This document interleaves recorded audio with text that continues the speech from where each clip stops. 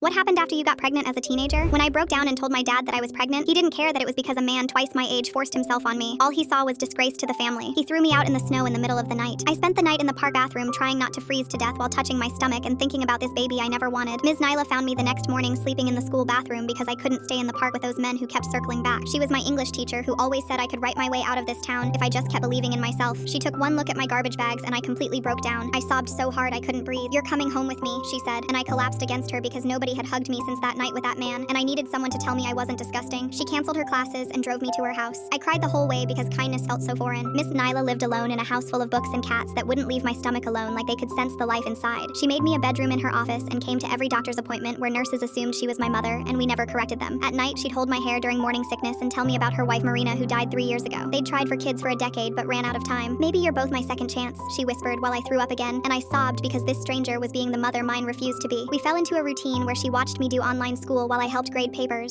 Slowly my belly grew, and so did this feeling that maybe I could love this baby even though I hated how it started. She'd put her hand on my stomach and tell the baby about all the books they'd read together and all the places they'd see, and I started believing we could actually do this. When Oliver was born, Ms. Nyla held my hand through 19 hours of labor while I screamed and begged for my mother who never came. My parents ignored every call from the hospital. She cut his cord and was the first to hold him after me. We both cried when he grabbed her finger with his tiny perfect hand. "Can he call you Grandma?" I asked, and she sobbed yes while kissing his tiny head. We went home together and built this strange, beautiful life in her little house. She taught him songs in different languages while I taught him to laugh at my silly faces. He took his first steps reaching for her glasses because they sparkled in the light. He said mama to me and nana to her, and I finally understood that family was about choosing each other every single day. We were happy in a way I never thought possible after everything that happened. My father showed up when Oliver was 2 after my cousin posted a photo of us at the park without my permission. He stood on the porch in his expensive suit saying mom was dying of guilt and wanted to meet her grandson. "Come home and apologize for the shame you caused, and maybe we can work something out," he said, like I was the one who'd done something wrong. Ms. Nyla stepped between us and told him to leave before she called the police about child abandonment. "That's my daughter you're interfering with," he screamed while Oliver cried and clung to my legs terrified of this angry stranger. "She became my daughter the day you threw her away," Ms. Nyla said in that voice that could silence any classroom full of teenagers. My father's face went purple with rage. He pointed at her and screamed that she was a predator taking advantage of vulnerable girls, and he'd make sure everyone knew what she really was. I wanted to disappear into the floor, but Ms. Nyla just smiled and said, "Everyone already knows I'm the woman who saved your daughter when you failed her." The next morning, Ms. Nyla didn't come to breakfast, and my heart knew something was wrong before my brain did. I found her on her bedroom floor clutching her chest and gasping my name like she needed to tell me something important. The paramedics worked on her for 40 minutes while she kept trying to reach for me. Oliver kept asking why Nana wouldn't wake up and why her face looked so gray. I begged them to try harder because she's the only family we've ever had. She survived, but at the hospital had to be put on life support where the machines were doing all the breathing and pumping. "She made you medical proxy last year," the doctor said, showing me papers while my hands shook too hard to read them. "She doesn't want extraordinary measures, so you need to decide soon whether to continue life support." I held her hand while Oliver played with her fingers, not understanding why she wouldn't squeeze back like she always did during their morning game. I kept whispering, "Please don't leave us." Full story on the channel below.